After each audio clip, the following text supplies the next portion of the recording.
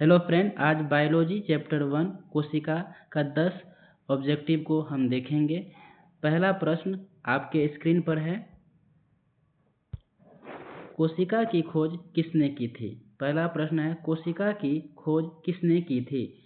Option 1 Robert Brown, option B Robert Hooke, option C Schleiden, option D स्वान।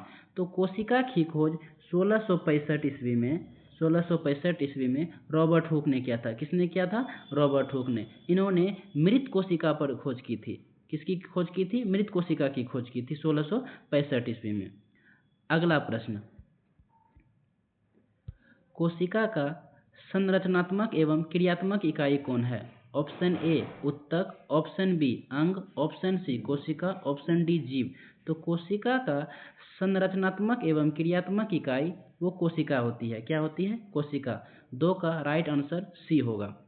अगला प्रश्न, कोशिका सिद्धांत किसने दिया था? Option A Hooke, option B Darwin, option C Schleiden और स्वान, ऑप्शन डी मेंडल। तो कोशिका सिद्धांत का प्रतिपादन स्लाइडेन एवं स्वान ने 1838-39 ईस्वी में दिया था। 1838 में स्लाइडेन ने पादप कोशिका का सिद्धांत दिया था और 39 में स्वान ने जंतु कोशिका का सिद्धांत दिया था। अगला प्रश्न, कोशिका निम्न में कौन सा कोशिका अंग केवल पादप कोशिका में पाया जाता है? तो पहला option mitochondria, option B ribosome, option C chloroplast, option D lysosome. तो केवल पादप कोशिका में क्लोरोप्लास्ट पाया जाता है। कौन सा? क्लोरोप्लास्ट पाया जाता है। अगला प्रश्न,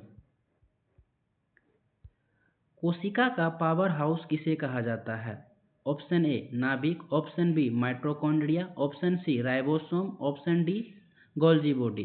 कोशिका का पावर हाउस वो कहा जाता है माइटोकॉन्ड्रिया को। किसको? माइटोकॉन्ड्रिया। 5 का ऑप्शन बी राइट आंसर। अगला प्रश्न, प्रोटीन संश्लेषण का स्थल कौन सा है? Option 1 lysosome, option B ribosome, option C नाभिक, ऑप्शन डी वैक्यूल। तो प्रोटीन संश्लेषण का स्थल जो है वो होता है राइबोसोम। कौन होता है? राइबोसोम। 6 का आंसर बी हो जाएगा, ऑप्शन बी। अगला प्रश्न, कोशिका झिल्ली किस प्रकार की होती है? कोशिका झिल्ली किस प्रकार की होती है? ऑप्शन 1 पूर्णतः पारगम्य, ऑप्शन बी अपारगम्य, ऑप्शन सी अर्धपारगम्य, ऑप्शन डी कठोर। तो 7 का राइट आंसर हो जाएगा। कोशिका का झिल्ली जो है वो होता है अर्धपारगम्य। कोशिका झिल्ली किस प्रकार की होती है? अर्धपारगम्य झिल्ली होती है। अगला प्रश्न, पशु कोशिका में सामान्यतः कौन अनुपस्थित होता है? पशु कोशिका में सामान्यतः कौन अनुपस्थित होता है? ऑप्शन ए नाभिक, option B mitochondria, option C कोशिका भित्ति, ऑप्शन डी राइबोसोम। पशु कोशिका में नाभिक उपस्थित होता है, माइटोकॉन्ड्रिया भी उपस्थित होता है, राइबोसोम भी उपस्थित होता है। लेकिन पशु कोशिका में कोशिका भित्ति उपस्थित नहीं होता है, अनुपस्थित होता है। क्या होता है? अनुपस्थित होता है।